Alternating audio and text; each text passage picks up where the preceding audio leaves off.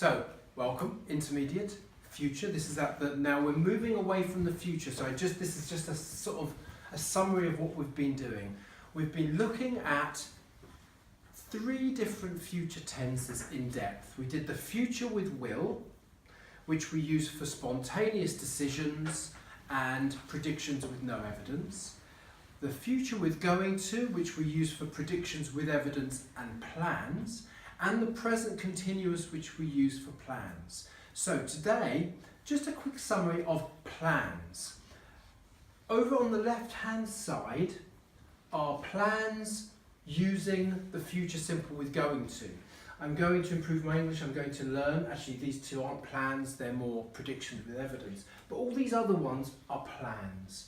I'm going to meet my friends later, I'm going to come back to France this Christmas, I'm going to drink some beers, I'm going to have supper, buy. And as you can see, we use it in a certain way. We say, I am, or he is, subject plus the auxiliary verb to be, plus going, plus to, plus a verb in the infinitive. However, you don't need to use this tense. You can use present continuous, but you just have to do it in a different way. So instead of I am going to meet my friends, we say I'm meeting my friends later. I'm going to come back to France, I'm coming back to France, etc. And the reason we did this was just to get you out of the habit of using going to for everything. So the habit is if we use the future simple with going to, we use it going to plus go. Like I'm going to go to my friends, I'm going to go back to France, I'm going to go and have some beers later, I'm going to go and have supper at home, I'm going to go and buy a car. And I wanted to get out of that habit and say I'm going to add a different verb.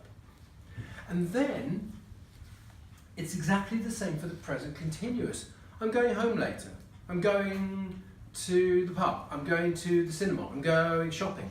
We use present continuous, but we stick to going and then a noun or an adjective and a noun.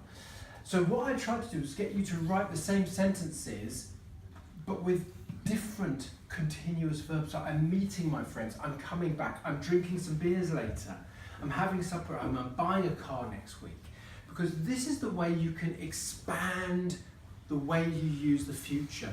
It's so you guys, you know how to use the future with will, with going to, with present continuous, and you do it automatically. So it's a case of rising above the automatic speaking and trying to think about new ways of using the language. So that's your key for progressing your English in terms of the future. Okay?